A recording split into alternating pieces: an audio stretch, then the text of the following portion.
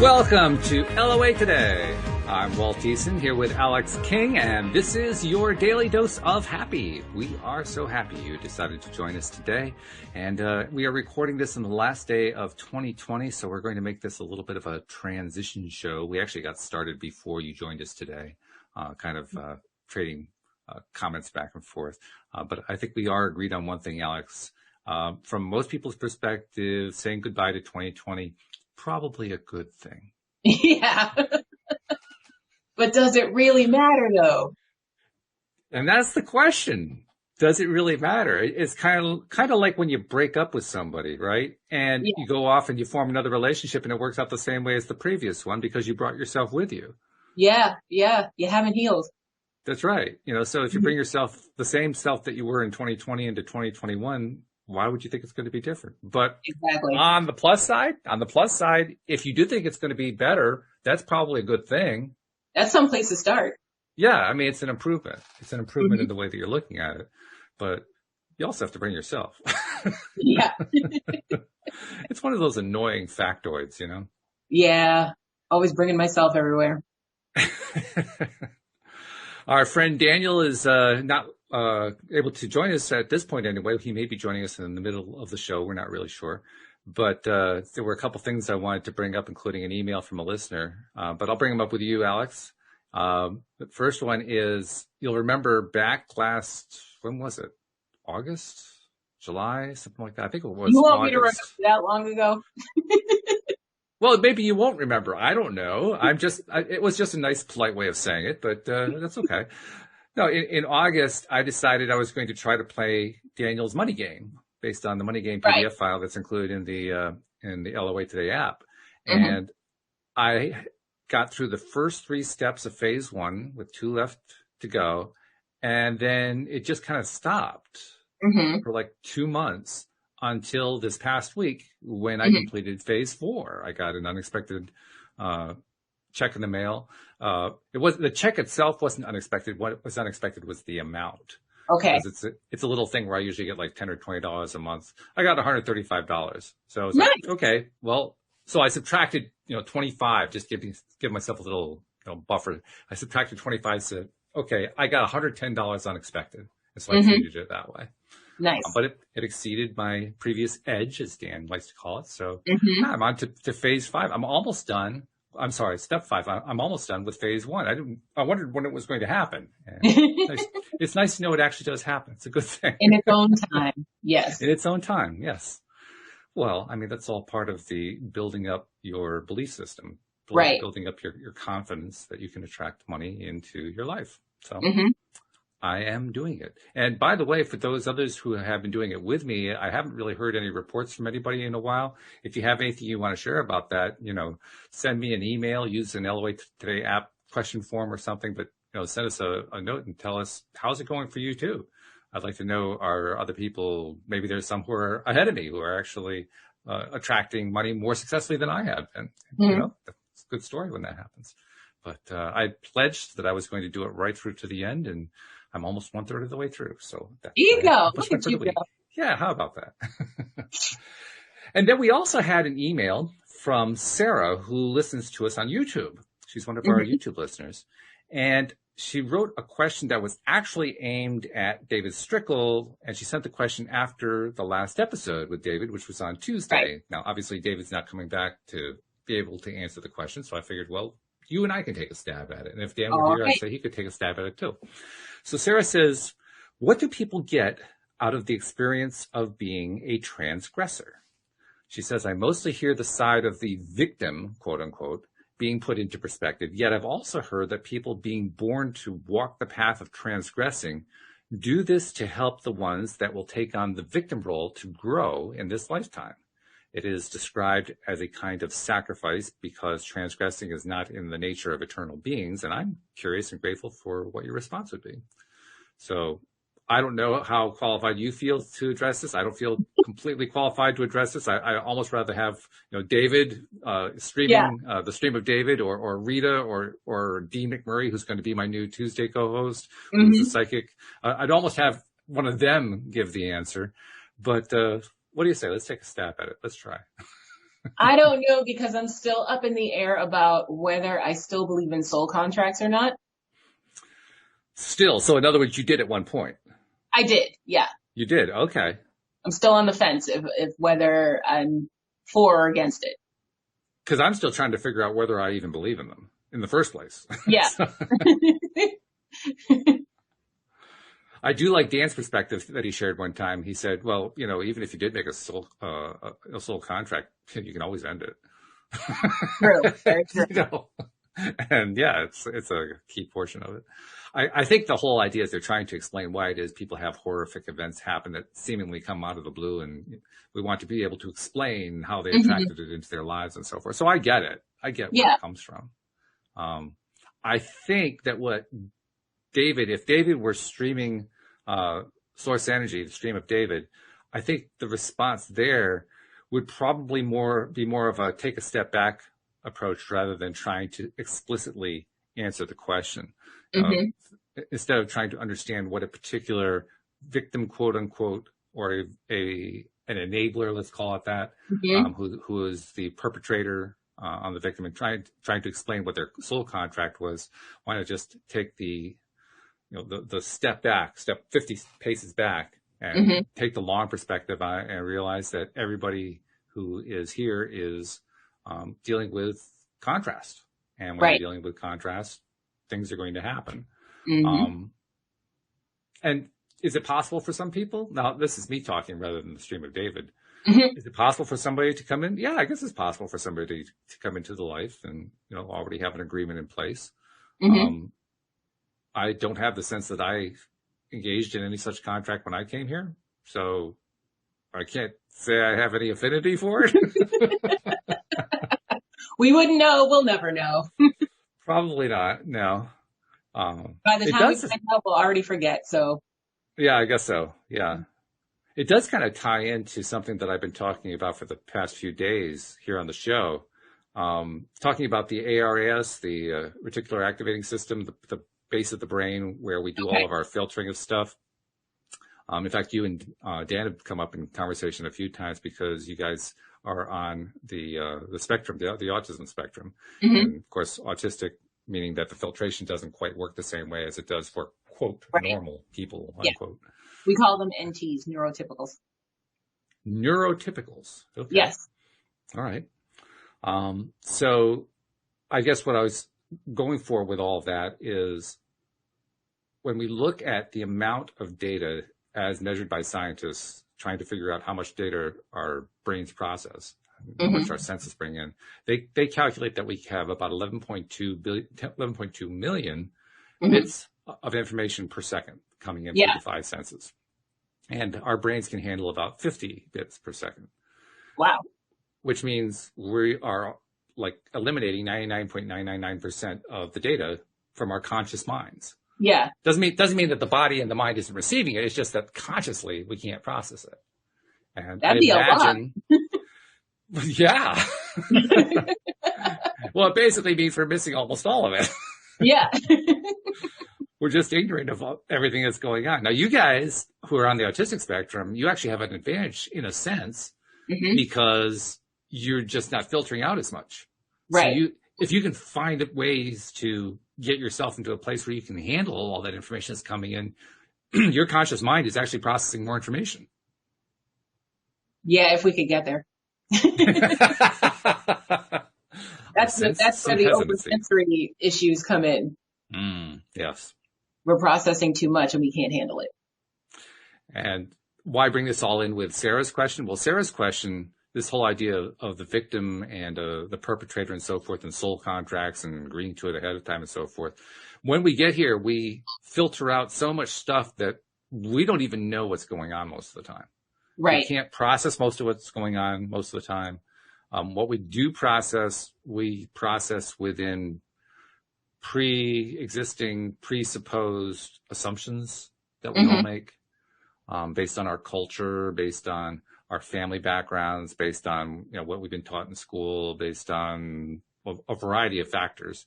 But they're all stuff that we learned. So we learned how to understand our world from the people who were already here when we got here. Right.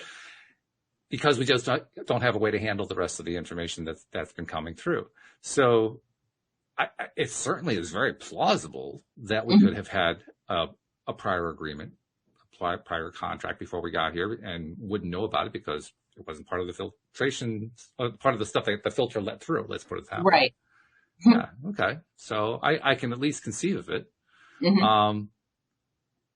What happens though when you are the perpetrator? I mean, like Sarah said in her question, it describes a kind of sacrifice by the perp, because that kind of transgression is not in the nature of an eternal being who's thinking unfiltered thoughts, who can process it all, right? Yeah. Do people do that? I guess they do. I suppose that it's not hard to draw the line because we all come into this world knowing that we're dealing with this high contrast environment, right? Mm-hmm, mm-hmm. It's not like we were thrown into the deep end kicking and screaming, I don't think. This is a great conversation after having watched the movie Soul yesterday. Oh, yes. Give us a report without too many spoilers, you know. No spoilers. Okay. Very good movie. Great for kids and adults. It's a Pixar movie, so of course it was great. And basically the subject we're talking about right now is talked about in the movie. Really? Yeah. Soul contracts. Yeah. Okay. Mm-hmm. I'm ready to ask for a spoiler. I can't really give one just because it just came out this week. So it precedes my spoiler rule. Okay. All right. Maybe I'll ask you after the show. No, that's not fair to the listeners. Well, all they have to do is turn to Disney Plus and watch it. Oh, that's true. Yes, that's true. In fact, I'll be doing that. Now. Yeah. Well, let's do it this way. On a scale of 1 to 10, where is it? I say an 8. Well, that's pretty good. Mm-hmm. You know, that's Rotten Tomatoes territory where you get into that range and almost everybody's going to like it. I don't listen to Rotten Tomatoes. I make my own decisions. Actually, I found Rotten Tomatoes to be useful on one point. What? And that is, there's a large discrepancy very often between what the critics say and what the audience says. Exactly. And I go with what the audience says more often than not. Yeah, because I am the audience and not a critic. Yeah. The critics are really wrong a lot. It's amazing how often they are. That's the problem. Well, yeah, I guess that's it. Yeah. But it's almost like they're hired to find something wrong with everything, and so they have to. Yeah. If they don't, they're out of a job. Have you ever heard of a nice critic? Like, come on. Okay, now I'm thinking to see, can I think of a nice critic? Time. Yeah. I'll get back to you on that one. Take your time. Talk amongst yourselves. Talk amongst yourselves, right? Yeah, but it's a valid point. That's it's a big influence on critics. So bottom line, yeah, I pay much more attention to what the audience is saying. Not that I always agree with the audience. Mm-hmm. There have been a few movies where I've disagreed, but for the most part, it's pretty close. It's pretty good. Yeah. All right, so I've got to watch Soul then if I want to understand the full depth and breadth of what you were trying to tell me, but you wouldn't tell me. Exactly. How about from the perspective of being on the autistic spectrum, the whole concept of soul contracts? How does that come into it from your perspective? It depends on whether you prefer or don't prefer to be autistic. Yeah, that's true. But that's with anything. You know what I mean? So if you prefer it, then you might believe in soul contracts. Like, well, I was meant to be this way. I came here for this purpose. Yeah, but I mean you. Me personally? Not just you as a speaker, as a spokesman for autistic people or people on the spectrum. You, Alyx King, what do you think about it from your perspective as someone who is on the spectrum? I think it's a positive thing. I have a lot of attributes that other people don't have or understand. Okay. And I also, again, with the soul contract thing, it's Daniel's fault because I believed in it until he started talking. And then I was like, he's making really good points. I don't know anymore. So basically then you're kind of slipping away from the question I was trying to get to. these are like set of questions. The question I was getting to was, do you think you came here with the intention of being on the autism spectrum? Yeah, I do. So kind of a contract with yourself in that sense. Yeah, in the sense of that was my contrast to deal with. Mm-hmm. Why do you think you might have done that? Any ideas? I don't know. I wasn't there. I mean, I was, but I wasn't.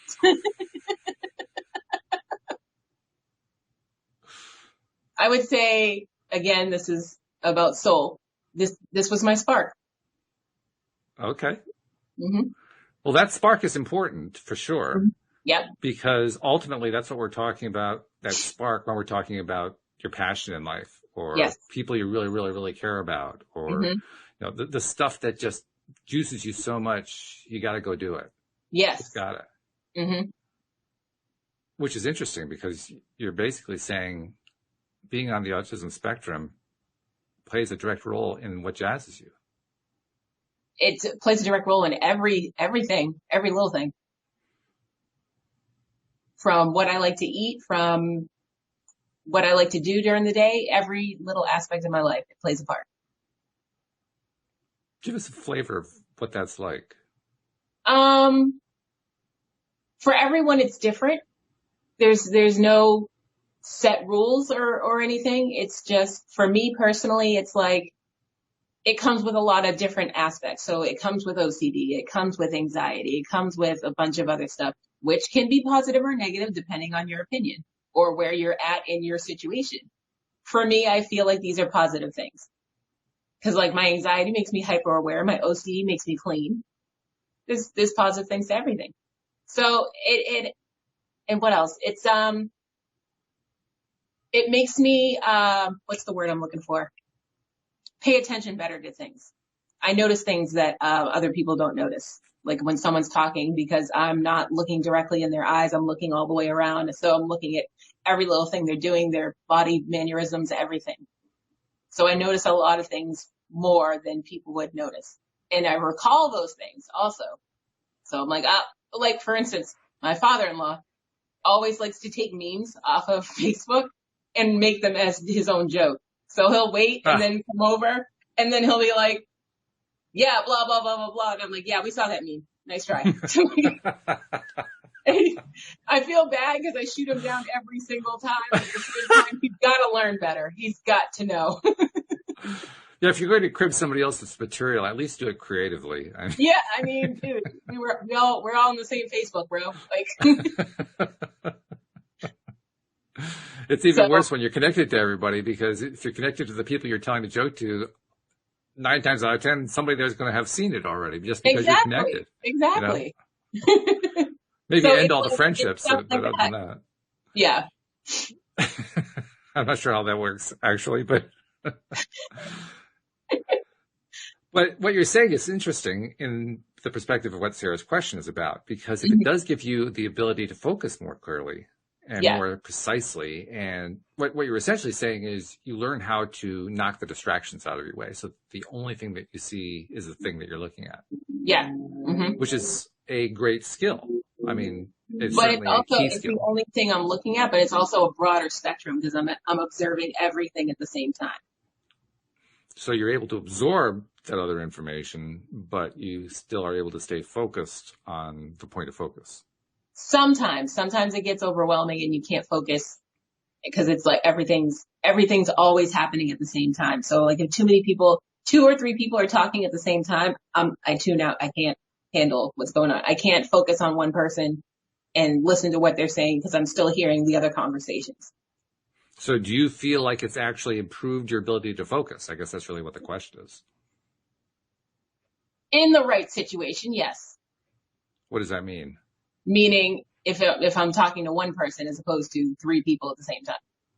Okay, but the challenge is when you have a room full of people going on. Yeah. That's when you have the tendency to want to shut down. You told us about that last week. And when you're in that circumstance, that situation, are you finding over time that you're handling it better? Because if you are, then it sounds like your ability to focus is becoming more sharp. Yeah, no, not handling anything better. Okay.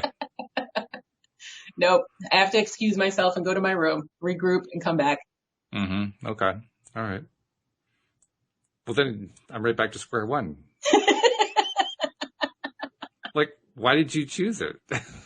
I don't know, dude, because I didn't choose it before and I wanted to try something new. I just said, oh, that looks fun. Let's do that this time. Oh, that one, yeah. It was probably the purple hair. You figured, I don't know if the autism thing is going to work, but the hair is cool, so we'll go with that.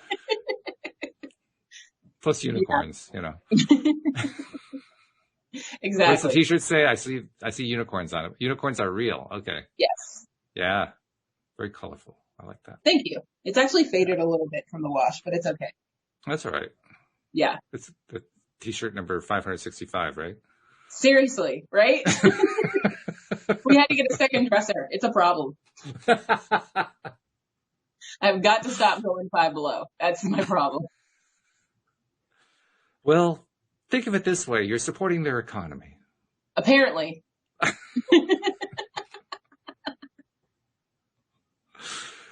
Oh, my goodness. Well, I don't know if we've really done Sarah's question justice, but we tried. We did our best with it. Well, I'll said, if she watches Soul, she'll understand a little better. You think Soul's actually going to give her the answer she's looking for? Yeah. Mm-hmm. See, this is the time when I really hate not including spoilers. Yeah, right? It's like we've cut off the conversation because the movie just came out. Well, too bad. Skip to 5 minutes from now. Yeah, forget the movie. It's all right. It's not like Disney's going to lose money on this, right? Right? When was the last time they lost money on a movie? Let's be perfectly blunt about this. Disney is not trying right now. They'll be all right. I mean, I think the last time they lost money on a movie was before Mickey Mouse was invented. I mean, it's been a while. I'm trying to think. Has Disney ever lost money on a movie? Yeah, before Mickey Mouse was invented. Yeah, I think Mickey Mouse was the thing that saved Disney. Yeah. When Walt Disney created Mickey Mouse, that turned his forces around. He actually went bankrupt before Mickey Mouse. Oh, wow. Yeah. Yeah. Could you imagine, no Disneyland or Disney World? Yeah. That'd be crazy. Well, you also, if you watched any of the biographies about Disney, mm-hmm. you find we came really close to being comically dominated by like Betty Boop. I remember. I'm a huge Betty Boop fan. So, and a few others like that. I mean, Felix mm-hmm. the Cat, for those who know that old cartoon, that was Felix the Cat was actually a main competitor to Mickey Mouse. Wow. Mickey Mouse was actually made as a character in response to the market share that Felix the Cat already had. Oh. Yeah. Look at me learning new facts today. Felix has been, I didn't know that either. I mean, Felix apparently has been around since the Dark Ages. It's amazing. But, yeah. So anyway, I guess we'll have to watch it on Disney and we'll do like a movie report. Okay. Like yes. I'm excited with your TV show. Okay. Yes. When can we do this? How long do we, according to Alyx Kane rules about spoilers, how long do you have to wait? Okay, for TV shows, you have until the next episode airs. So about a week. With movies, I'd say a week, 2 weeks. So we can talk about this 2 weeks from today. Yeah. All right, make a note. Note taking. I want to make sure we get to this one. Yep. Because I don't feel like we've really given Sarah her money's worth yet. Well, like we gave her some good stuff, but yeah, we haven't really given her that real mm-hmm. final winning answer, but that's okay. So Sarah, forgive us. We will get this resolved. Just, don't blame us, blame Disney. It's their fault. It's all this right now. All right. Well, then let's move on to the next thing. We are, like I said earlier, we are recording this on the last day of 2020. Yep. And so we are on the backside of 2021. I don't know how else to say that. It isn't here just yet. And I think we both have agreed that there's not going to be a whole lot of difference between the two because we bring ourselves with us. Yes. That brings us to the inevitable topic of New Year's resolutions. And I think I know what your answer is going to be. My take on New Year's resolutions is why bother? Agreed. Do you the whole entire year. Yeah. Yeah. Well, I mean, first of all, nobody ever keeps them. Right. Why do you have to wait till January to make yourself a better person? And why do you make a resolution you're not going to keep? Right. Well, we pretty much destroyed resolutions. There it is. Boom. I mean, now I can see this. Mm-hmm. I can see starting a new project. Yeah. I mean, that makes sense. Yes. You know, not that I resolved that I'm going to do something, but rather I'm actually just starting to do it. Yeah. Yeah. Resolving to do it, that's like, well, I'll start it at some point. Yeah, exactly. I will get around to joining I forgot what the word is. I just ruined the joke. Skip that. I'll come back to that one. Okay. Let's bring it back around. If you don't remember the word, I mean, forget the joke is gone. It's not going to work. It's all gone. But, yeah, so looking at 2021 at this point, because it hasn't quite started yet, we're a few hours away from it. If we're going to talk about starting projects or starting activities or whatever, that's a good topic. And so I'm going to use that as a very loose segue to ask you about what's coming up for you in 2021, because about 3/4 of the way through the year, you've got a really significant event coming up, and we haven't talked about it in a while. No, we haven't. And I wanted to ask you, how's it coming? I've actually been working on it all week. Making phone calls, making lists. It's hard to do without my computer because I need everything in front of me. I need spreadsheets. Oh, so, no computer. Computer's in the shop. Computer. Yes, it's in the shop. Okay. I need my spreadsheet. So I've been doing it old school with a pencil and paper. Of course, what we're talking about here is that Alyx and her intended Kenny are planning to marry in October. And yep. You gave yourself more time than I've ever heard of for getting ready to get married. I mean, you gave yourself like a year and a half, was it? Yes, almost 2 years. More than that? Almost 2 years. Yeah. Yeah. So I mean, well, you gave yourself some serious time. I wanted everything that I wanted. Okay. How's it coming? Is it working?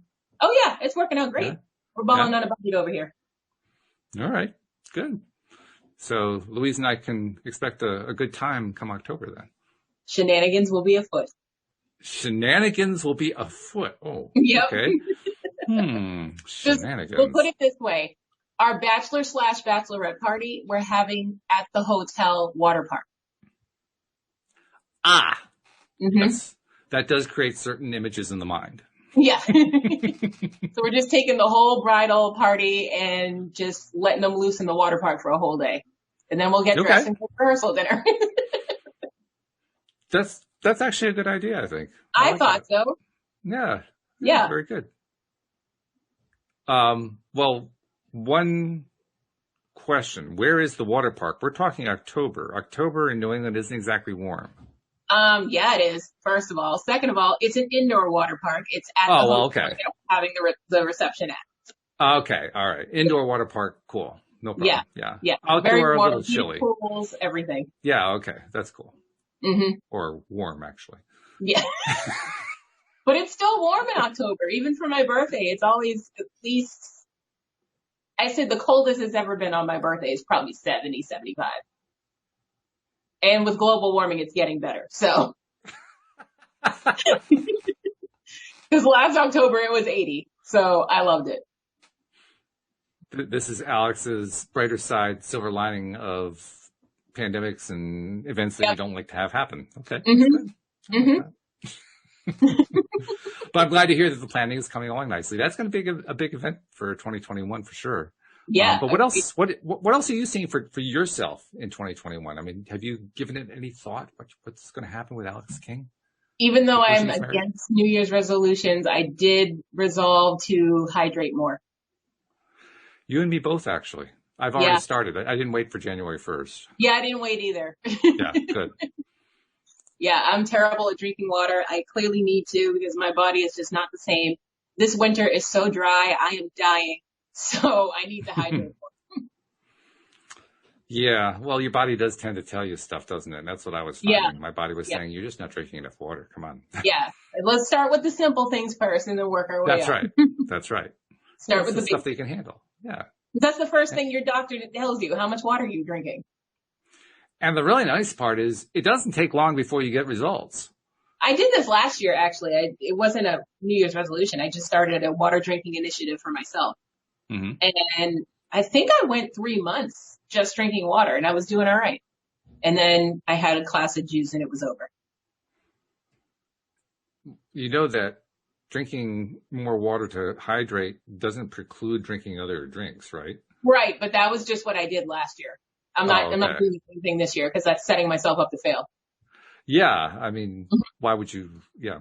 It's about increasing liquid intake. Hydrating and the water drinking initiative were two different things. Ah. Yeah. Okay. So this year it's about hydrating. Yes. Yes. Okay. How's it going? Pretty good. Good. Yeah. Yeah. It's going well for me too. It's nice. Yeah, I like it.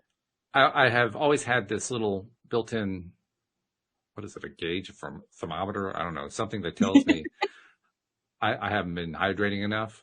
Mm-hmm. My lips are my gauge. Oh, yeah. And you know the feeling? Yeah. Yep. And I can always tell. Right now. I mean, I can feel right now. Actually, I think I'll reach over and get my water cup because I can tell I need a little bit right now. But I've been ignoring that lately, and I decided I'm just not going to ignore it anymore. I have this super hydration. Wait, where is it? Super hydration. Oh, okay. Well, I just have a large cup. You got this thing with labels and everything on it. I mean, that's just not fair. But. Plus, it's got like super potassium in it, and I am always low in potassium. So I was like, let me just do that. Hey, whatever it takes. That's good. Yeah. Okay, so that's something. Anything else you're planning or starting for getting going in 2021? No, that's it. That's about it. Yeah. You're gonna hydrate, get married, and just see what happens with the rest. Yeah, exactly. Just gonna keep to my schedule, get things planned on time, get everybody in order, and that's all I'm gonna do. Because I'm not trying to stress myself out, and I don't want to become a bridezilla. So I got to organize. Good move. Yeah. I don't think you have a whole lot of risk with that. You know, setting it out nearly 20 months in advance. I don't think you have a problem there. No, I don't. Yeah. Well, I'm having a little trouble because a lot of places are closed due to COVID. Yes, that's true. But that's going to start shifting pretty soon, I think. Yeah. Plus, I'm on week, so everything, if it's off season, everything's closed. Right. So that put my cake tasting back like 2 or 3 months. Oh, okay. But it's good. I've worked a way around it. Figured it out. It's good you gave yourself that much of a buffer then. Yeah, exactly. So another silver lining going on there. Mm-hmm. That's good. Okay. Mm-hmm. Well, it sounds like you have a plan going on. The best kind of plan. You just kind of go with it, see what happens. Yeah, exactly. I figured out a way for everyone to have individual cakes. Mm-hmm. Good. Okay. I've been, I won't say that I have dived off the deep end on this, but I've been looking seriously at doing some public speaking. I've been reading books about it, learning stuff. Yep. And I think I am going to pursue it to some degree. It's interesting because the experts in the field tell you either dive in all the way or don't bother at all. If you just dilettante out, you're not going to get anywhere. So that's a little bit of a downer. Like I don't really want to spend, 40 to 60 hours a week working on this thing. Right. And they're talking like you have to do that. So I'm thinking, okay, do I want to do this really? How much do I want to do this? But yeah. But I'm leaning that would be something I'd like to do, I think. I don't know what subject I would talk about, but I did look into it. I had to do a speech a while ago. I think it was the year after I graduated. We went back to our high school and started talking about alternative ways to deal with what to do after graduation. Because I went to hair school. I didn't go to college. So they were looking at alternative things to do. And that was interesting for me. And I did like it. I think you would actually be pretty good at it because you've already done stand-up comedy. So you know what it's like to be under the hot light, so to speak. Yeah. Under that higher pressure situation. All you really have to do is just probably take some of the stuff you did with comedy and turn it into longer storytelling. Yeah, I think so. I think it'd actually be easier because I'm not waiting for a response. Right, yeah. It's not like you're looking for laughs. If you get the laughs, it's like, oh, great. Yeah, right? I'm like, oh, you guys laugh? Hold on, let me soak this up. What did I write into the script? Don't forget that. No. Yeah, exactly. Got to repeat that one. Yeah. That has been. I know what else I'm doing this year. Me and Ken are starting our own YouTube channel. Ooh, when's this happening? I just got I think the last of my equipment, the video camera that I need is coming Sunday. Cause I asked for all my podcast equipment and stuff for Christmas. Beautiful. Yeah. So what's the topic? What's this about? It's going to be just us doing our crazy thing that we do because we always have our friends laughing. And then in between that, answering, relationship questions. Ah, mm-hmm. Okay. So the crazy relationship people. That's good. Yeah. Mm-hmm. That's a theme. We're thinking of the name before bedtime. Okay. Don't know if I'm going to stick with it, but that was something that came up before bedtime last night. Apparently, yes. I mean, is there another meaning to it, or is that just because it came to you? It's another, because we always have our deep conversations right before we go to bed. So. I know the feeling. Louise gets upset about that because she says to me, you always start these really good conversations when I'm ready to fall asleep. Yeah. Yep. I'm sorry. It's just. It's when you think about it, your mind's relaxing and then you're like, hey, question. Chris, the fun part is when I get to say to her, yeah, but you're the one who started the conversation. It's all your fault. Well, no, it's not about fault. It's you did this to yourself. It's fun. Yeah. Yeah. But totally. You're right. That is exactly when the good conversations happen. I think it's probably true of most couples, I would imagine. Yeah, because you're both relaxed. You're in the same mindset. I think so. Mm-hmm. All right. So before bedtime. So when's Plus, it launching? I feel like I'd be able to do the show in my PJs, and that'd be great. Now I'm gonna have to go out and start shopping for really cool PJs to just premiere on the show. Does Five Below do PJs too? Because I mean, if you got the relationship going, they do. But I'd probably have to go to Rue 21. They have better PJs. Oh, okay. They have matching sets of the his and hers, so I'd be able to do more there. I see. Okay. Mm-hmm. Right. So when does this thing start? I gotta I gotta do some research first. Because I'm not just gonna just post a video and then see what happens. I gotta do my research first. And so I'd say maybe, you know what? Valentine's Day sounds like a good starting point. Okay. I'm lost on one point. What is it you have to research? Researching how to get more followers, how to post things, and how I'm going to do it. Cause I don't know if I'm going to do it with people coming on live and asking questions, if I'm just going to read off questions. There's lots of aspects to it that I have to figure out. Okay. Mm-hmm. Am I going to do it like this while we're on Zoom with other people, or, Well, then we'll just have to wait and see what happens. I have the voice of Joel Elston in my head right now. Just do it. Pretty much, yeah. Yeah. Mm-hmm. I can hear him. I mean, the rest of it is just excuses. Well, I'm gonna do it. It's happening. Okay. But I think as a relationship show, Valentine's Day seems like a good day to start. Well, you better at least be doing a show by then if you're going to do relationships. I mean, that is the relationship episode of the year. Facts. So yeah, maybe a little before, actually. You're right. Yeah. Get a little warm up going. Yeah. Start it by MLK Day. Do it by then. All right. That sounds like a plan. Why not? It gives you a couple weeks. Yeah. How often are you planning to do this? Is this going to be whenever you feel like it, or weekly, or what do you have in mind? Depending on how long it takes me to edit everything, I'll probably do a bi-weekly, maybe. And then as it gets more consistent, probably weekly. Okay. So you're going to do this the serious way. You're going to put, finely tailored pieces together. I'm going to try. Okay.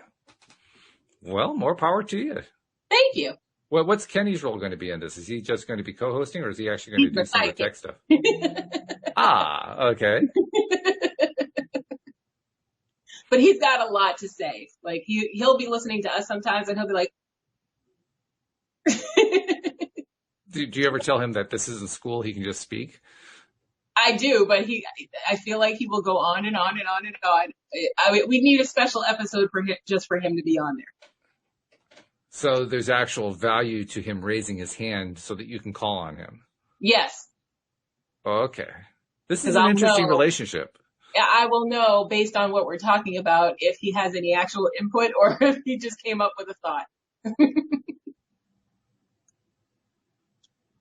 I think I am done analyzing this particular show, so I'm going to wait to see what comes up.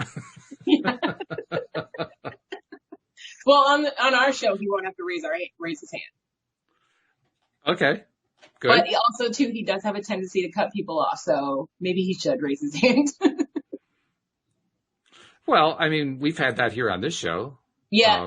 The Monday show in particular, Amy Blackford gets so excited. You know, she actually has to restrain herself so she doesn't cut Louis and me off with everything that we're saying, because she gets so excited she has to jump right in, you know? Yeah.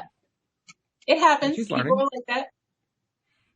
And we haven't had to enforce hand raising or anything, but she's still learning. I'm just saying. Yeah. She's getting better. So yeah, it's a skill. And it's a process. Yeah. It doesn't happen overnight. No, it does not. I look back to when I started this podcast here, which was about 8.25 years ago. Mm-hmm. And I mean, we're like light years ahead of where I was then. Oh, you should be. Just light years. So, you know, I think that kind of leans into what Joel would talk about. You know, just start. Yeah. You know, you're going to make the mistakes. Might as well get them done. True. Very true. Get them out of the way.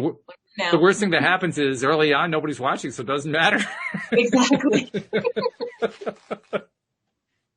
Yep, exactly. I mean, I told you what happened with the first episode of the show, didn't I? Maybe. What happened? Louise and I did the first episode of LOA Today together. Mm-hmm. Mm-hmm. We did it on our 13th wedding anniversary, September 26, 2012. And after the first 20 minutes, I realized that the recorder wasn't working. You had one job, Walt. We lost. Well, actually, I had a few of them because this was before the nice, easy things like, you know, the built-in podcast services. Yeah. This was like really, you had to figure out how to do it all yourself. There was no easy way to do it. Right. And on top of that, I was actually trying to find a way to broadcast it. And the broadcasting was the part that also had fallen apart. So not only was it not recording, it was also not broadcasting. So we basically were talking to dead mics. Oh, no. But we got it out of the way and nobody bothered with it because there was no listeners at that point. All right. So it didn't matter. I like that. Yeah. I mean, listeners came, I think we started getting our first listener at about third or fourth episode. Okay. That's not bad. It took a while, you know, and then they started coming in single digits for a while. But, yeah. So unless they went back to listen to that episode, which by the way, the recording came out horrible. The part that we did actually get, it was distorted and awful. Really bad. Yeah. But, we got past it and it got better and better. Cause you listen to your own stuff. I mean, I don't listen to most of my shows anymore. I don't listen to any of them. But I'll occasionally check them out and I'll notice that's why I ended up getting this mic earlier this past year. Yeah. Because I realized that the quality of the mic I was using before was not up to the standard I wanted it to be at. Same. Yeah. Time for a new mic. Mm-hmm. So that's what happens. You do it one little step at a time. You don't. Yeah. You don't become a great show overnight. No, of course not. You know, and we still haven't.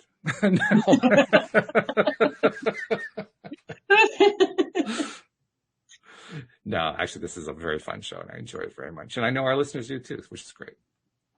Okay. I actually got the idea from an episode that we did. How so? We were doing the episode about the pathological liar. Oh, my God. Really? Yeah. That was the inspiration? That was the inspiration, because I realized how much joy I got from giving advice.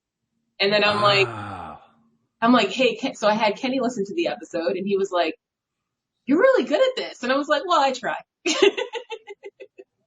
And I was like, you know, what would be a great idea? I was like, what do you think if we both did one together on YouTube? I was like, we could start our own channel. He was like, okay, but I might need some influences, but yeah. So he was like, yeah, let's do it.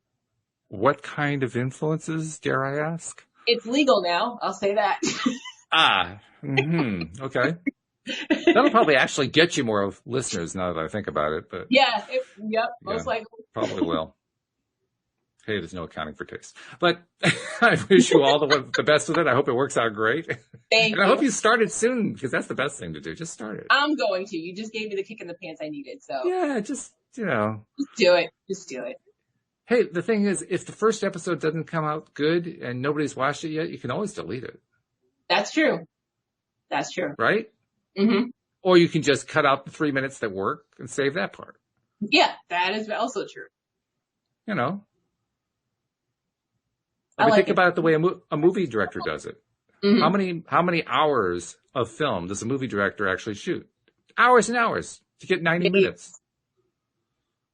I think they have to do 50 times the amount of actual time they're going to use. That's how much shooting that they do. It's crazy. Yep. But it's bananas. That's how they get the good shots. Yeah. Yep, so, that's true. Go record a bunch of crap and take 3 minutes out of it. All right. Why not? Sounds like a plan. Yeah. All right. Well, I think we've got the head start for you. So instead of waiting till MLK Day, you'll be doing it next week. That's good. Yes. She gritted her teeth and said, as long as I have my laptop back, I'll be good to go. Okay. All right. Okay.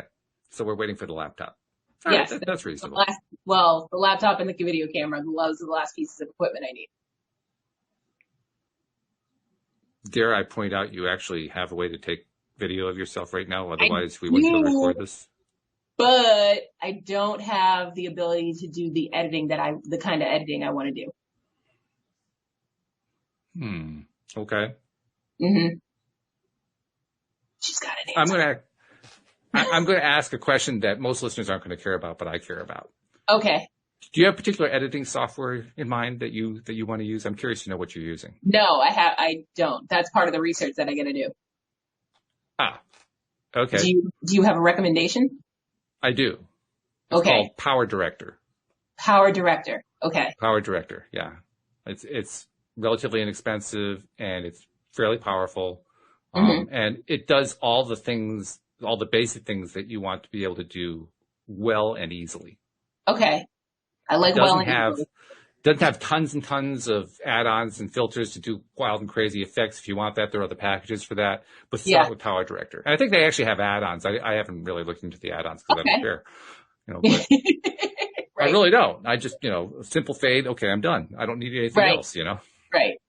But it's good. It works really nicely. Back when we were doing the podcast theater, the grass is greener, I would use that for editing the audio because it's such a nice little piece of editing software. So okay. Yeah. Good to know. Power Director. All right. Power Director. Yeah, I think it's powerdirector.com. Cool. Okay. Well, we got a few minutes left in the show. So we've identified what you're doing in 2021. I'm not quite sure what I'm going to do in 2021 other than continue to build the podcast, probably explore the speaking some more. I may actually start. I bought a domain name for myself. I got my name as a domain name. I've got a basic page in place, although it doesn't have any of the information that I would normally put on there. Right. I got to make a little video because obviously they want to see what you're sounding like when you're talking. So I make a little video like that. Yeah. And then once I get that up, I think I'm going to start reaching out to colleges and universities and see if I can find fraternity groups or student activity groups or something like that who need somebody to come in and talk and see how it goes. Good for you. Yeah. I figure at the very least it helps get more listeners for LOA Today. I would try high schools too. They love having assemblies. Mm-hmm. I do want to do it with juniors and up. They're losing their way or trying to find their way. College is coming. I do want to do it with audiences that want to be there. That's the one thing I don't like about high school assemblies. They usually don't have a choice. Good point. Yeah. Yeah. I want them to actually want to be there because then they're going to be engaged. Yeah. Assuming that my talk is good. Or at least listenable. Listenable. Set the bar low and work your way up. That's my philosophy.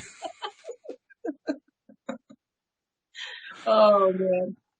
No, actually, I'm saying that kind of tongue in cheek because actually what I've been doing is I've been writing out word for word what my first talk would be. Mm-hmm. And I have this tendency to kind of, maybe I do have like an autistic side of me, because I have this tendency to just go into tremendous levels of detail so I can edit it all out later on. But I mean, if I gave the talk right now, it'd last 2 hours. Yeah. You got to whittle it down. Just a little bit. Yeah. Mm-hmm. But, because I tend to do it that way, I think I do it because I really do want to have the talk come out good. Yeah. And what I'm finding is, as I'm pushing myself toward just, give a talk, just speak, I'm kind of I don't want to say cutting corners. I'm cutting through the junk quicker. Let's put it that way. Yeah. Mm-hmm. Because in your first draft, there's always going to be some junk in there, and you go back and say, why did I put that in? And it's also having, how we talk about in conscious creation discussions, we talk about focusing more on what you like, less on what you don't like. Yep. All that kind of thing. And we talk about how the more we change our focus, more stuff comes to us. Yep. Both in terms of thoughts and in terms of experiences. Well, that's what happens. The more time that I spend on trying to actually write out what I'm going to say, the more ideas I get that come to me, and the more perspective I get on it. Mm-hmm. I ordered, I actually have 4 different books that I bought from people who tell you, here's how you create a speaking career. And each one of them has given me some good ideas. Each one of them has given me some really bad ideas too, but that's all right. I'll skip over those. And the one thing that, I can't remember which one it was said this, but one of them really made the point in a big way. You want to tell, personal stories that talk about your dark side. Oh, that's good.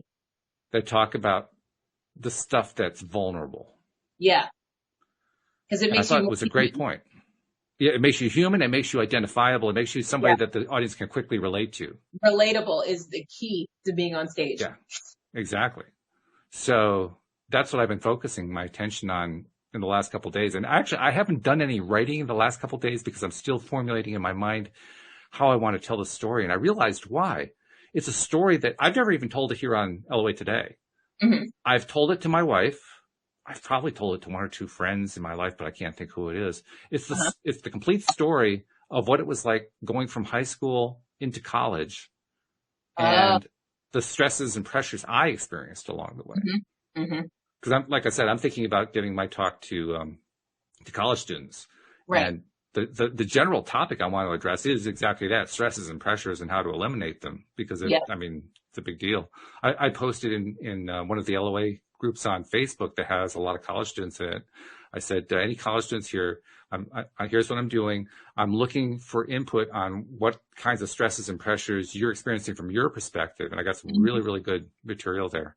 And they all resonated with me in the sense that they weren't the same as what my experience was. I mean, my experience was much more of a 1970s experience because that's when I went to school.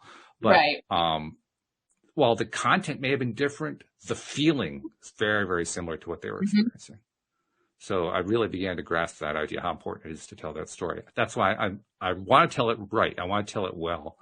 And I know that what I'm going to be talking about has a lot of dark stuff in it, meaning uncomfortable stuff. Yeah, but I don't want to make it, but I don't want to make it a downer story too. I want to show where the root out was. And so that's what I keep trying to wrestle with. A happy ending, so. Yeah. Well, I'm still here. That's the happy ending. Yeah, exactly. I survived. You're here giving this talk, so obviously that's right. Yeah, something worked. I figured something out along the way. It may have taken me 50 years to figure it out, but I was thinking about that fact too. I mean, the last time I was in school I think it was 41 years ago, which is like 15 years older than the oldest of the students I'll be talking to, right? So we're talking a massive generation gap going on here. Just a little. Just a little one. Yeah. And yet, the story I'm going to be able to tell, I think will hook them in pretty quickly. Yeah. I'll give you a flavor of it. Okay. When I went to school, first of all, I didn't really know what I was going to do. And that's a major theme that plays out throughout the story. I had no idea what I wanted to do with my life. I chose a major, but I didn't know what to do with it. And I chose it just because I figured that's what I should do, not because I had any passion or anything like that. Okay. Go to school. I ended up in a 4-man room. It's like going to camp. Yeah. Now, that's bad enough as it is, right? Right. Add in the fact, I didn't know this at the time, add in the fact that I found out within the first few days that these guys were going to be the biggest drug dealers on campus. Oh, damn. And you can just kind of imagine how the whole year just fell apart after that. It doesn't take a lot of thinking to figure that one out. It was not a happy year. Let's put it that way. Put it this way. My first semester, I had a 3.75 GPA. Ooh. My second semester was 1.5. Oh. Like, oh, no. Crash. Yeah, it was not a happy year. Wasting your parents' money. Well, that's why I transferred. Seriously, I couldn't handle that school. It wasn't just the school, it was me. That's part of what my talk is going to be about. I was such a shy person. So shy. I was afraid. And plus, I don't even remember what her name was, the resident advisor on the floor. She was useless. Sometimes they are. Useless. I mean, everybody in the entire dorm knew what was going on in our room. Yeah. It was really obvious. I mean, there were parties every single night, which was wreaking havoc on my head. I mean, I was I couldn't sleep. There was no place to go. Yeah. I went to housing. There were no other places to get new housing. And I was terrified of turning them in as drug dealers. Right. Absolutely. These guys were from New York City. Oh. You know, what was I going to do? So I lived in fear for an entire year.